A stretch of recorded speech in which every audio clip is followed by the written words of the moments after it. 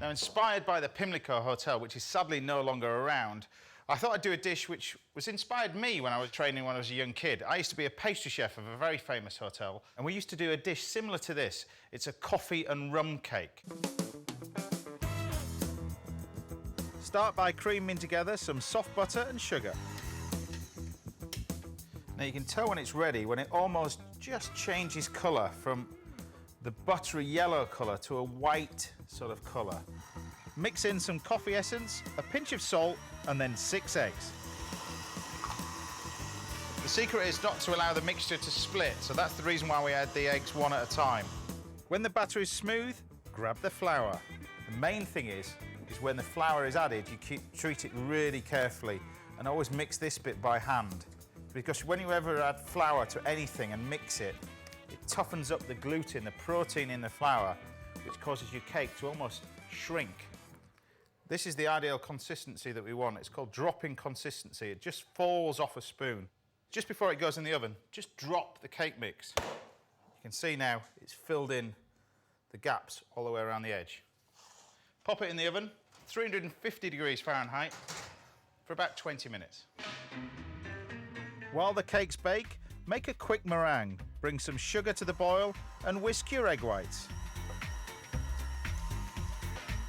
This is 120 degrees centigrade now, and pour it on to the egg whites. What you don't want to do is pour the sugar in too quickly. You want it all to more or less cook evenly. The egg whites will cook by the time the mixture has cooled. Then your meringue is ready. Now I'm going to use this as a little garnish to go with the cake. These cooked meringues will need to bake in a low oven for about an hour before I can assemble my forest floor inspired design. There you have it. All will be revealed in a minute. Most of the meringue is used for a wonderfully smooth fudge topping. Gently mix in melted chocolate and soft butter.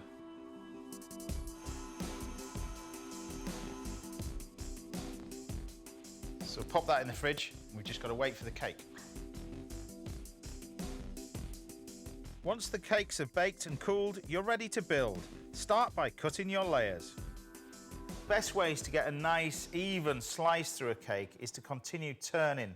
So the best way to do that is take a knife, cut almost a third of the way through and continue all the way around. Now what I want is 2 flat pieces out of each one of these cakes. And I'm not too bothered about the bottom bit. That's for the chef who made it. And then we can start to assemble it. And I've got some rum syrup here, which is basically just sugar syrup and rum mixed together. As a filling, I'm using a simple French crème pâtissière, similar to the Pimlico cake. It's perfect for a hotel dessert trolley, as it holds much better than double cream. I'm going to top it with a fudge topping now. The easiest way to ice a cake with a fudge topping is to put plenty on to start off with, because you can always take it off afterwards.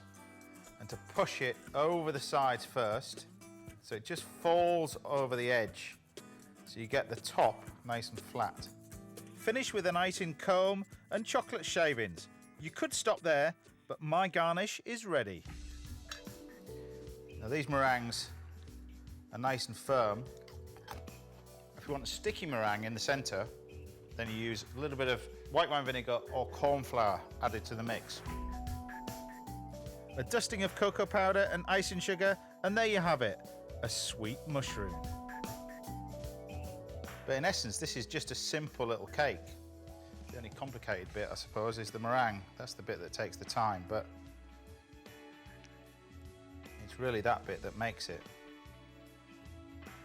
And there you have it, my coffee and rum cake with a mushroom topping. This is a classic dessert trolley dish with a nod to the Pimlico Hotel in the crème pâtissière filling. It's kind of weird that foods can bring back such memories, and you've only got to look at the Pimlico cake and Rita's enthusiasm for the cake and the hotel. And I suppose it's the same with this cake. This is 20 years ago since I last made this, but the taste is still the same. It tastes just as good. It's delicious.